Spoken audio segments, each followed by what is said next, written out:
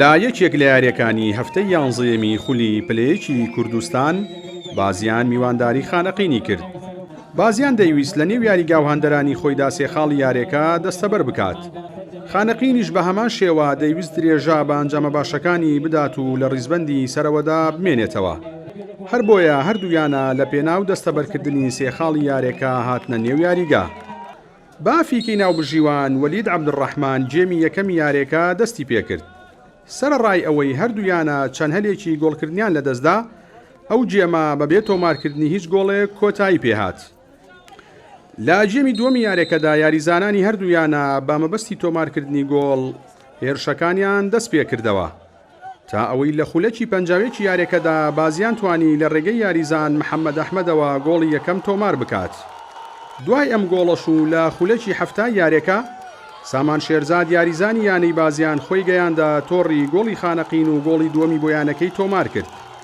لە خولەکی 75 یاریەکەش ناوبژیوانی یاریەکە لێدانێکی سزای بۆ خانەقین ئەژمار کرد.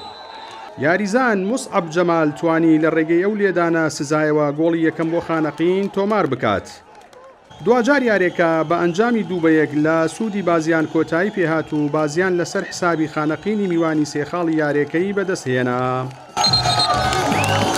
ئەمە حاڵی ریاضەی تۆپی بێ کورسانە یاریەکە تەواو بووە، نیو سعاتێ ئێمە گیر دریایە بە دەبە بە تۆپەڵی بەفر بە ئەنواع شت هێرش کراوە دەسەرمان. دوو یاریزانمان بریندار کراوە لەسەر ڕایەوەش یاریەکەمان لێ براوەتەوە. یعنی بەڕاستیەکەری تۆی پێی کوردستان بەس بۆ ئازان یانێ خانەقینەوە یانێ خانەقینەوە.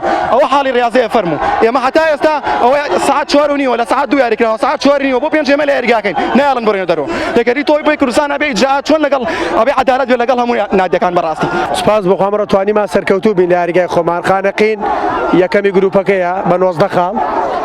واتە ئینشەڵڵا ئێمە بردومان تۆ نازانم فڕقاتر چیان کردە. ئەمڕۆ پلانەی کە کاپتەدارە دایناو دەستەی ڕاهێنەردان دامان نابوو.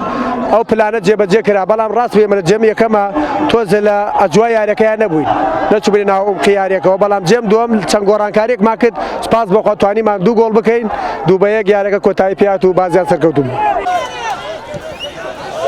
بەم ئەنجامە و لای ئێستادا بازیان خاوەنی 20 خاڵ و 15 گۆڵە. پلەی سێمی یانە پلەیەکەکانی کوردستانی گرتووە. یانی خانەقینیش خاوەنی 19 خاڵ و 13 گۆڵە. بەم شکستەی لە پلەی یەکەمەوە دابەزی بۆ پلەی چوارەم.